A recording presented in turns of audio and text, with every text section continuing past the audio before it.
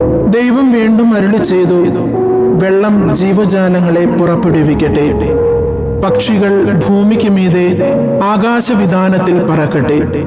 അങ്ങനെ ദൈവം ഭീമാകാരങ്ങളായ ജലജന്തുക്കളെയും കടലിൽ പറ്റം ചേർന്ന് ചരിക്കുന്ന സകലവിധ ജീവികളെയും എല്ലാത്തരം പക്ഷികളെയും സൃഷ്ടിച്ചു.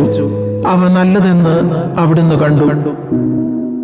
ദൈവം അവയെ ഇങ്ങനെ അനുഗ്രഹിച്ചു: സമൃദ്ധമായി പെരുകി കടലിൽ നിറയുവിൻ, പക്ഷികൾ ഭൂമിയിൽ പെരുകട്ടെ. സന്ധ്യയായി പ്രഭാതമായി 5-ാം ദിവസം.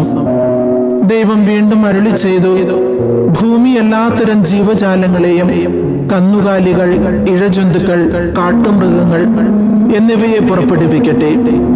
അങ്ങനെ സംഭവിച്ചു.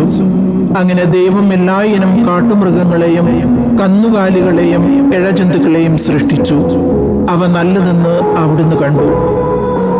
ദൈവം വീണ്ടും അരുളി ചെയ്തു, നമുക്ക് നമ്മുടെ ഛായയിലും സാദൃശ്യത്തിലും മനുഷ്യനെ സൃഷ്ടിക്കാം. അവർക്ക് കടലിലെ മത്സ്യങ്ങളുടെയും ആകാശത്തിലെ പറവകളുടെയും നാൽക്കാലികളുടെയും ഭൂമി മുഴുവന്റെയും ഭൂമിയിൽ ഇഴയുന്ന സർവ്വജീവജാലങ്ങളുടെയും മേൽ ആധിപത്യം ഉണ്ടായിരിക്കട്ടെ. അങ്ങനെ ദൈവം തന്റെ ഛായയിൽ മനുഷ്യനെ സൃഷ്ടിച്ചു. ദൈവത്തിന്റെ ഛായയിൽ അവിടുന്ന് അവനെ സൃഷ്ടിച്ചു. സ്ത്രീയും പുരുഷനുമായി അവരെ സൃഷ്ടിച്ചു. ദൈവം അവരെ ഇങ്ങനെ അനുഗ്രഹിച്ചു: സന്താനപുഷ്ടിയുള്ളവരായി പെരുകുവിൻ, ഭൂമിയിൽ നിറഞ്ഞ് അതിനെ കീഴടക്കുവിൻ.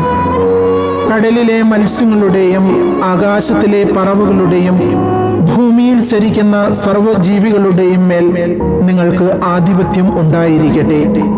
ദൈവം അരുളി ചെയ്തു, ഭൂമുഖത്തുള്ള ധാന്യം വിളയിക്കുന്ന എല്ലാ ചെടികളും വിത്ത് കൊള്ളുന്ന പഴങ്ങൾ കായ്ക്കുന്ന എല്ലാ വൃക്ഷങ്ങളും ഞാൻ നിങ്ങൾക്ക് ഭക്ഷണത്തിനായി തരുന്നു.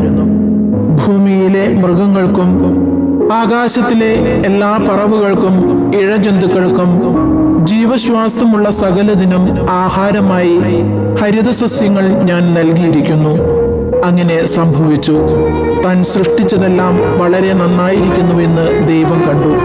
സന്ധ്യയായി പ്രഭാതമായി 6-ാം ദിവസം.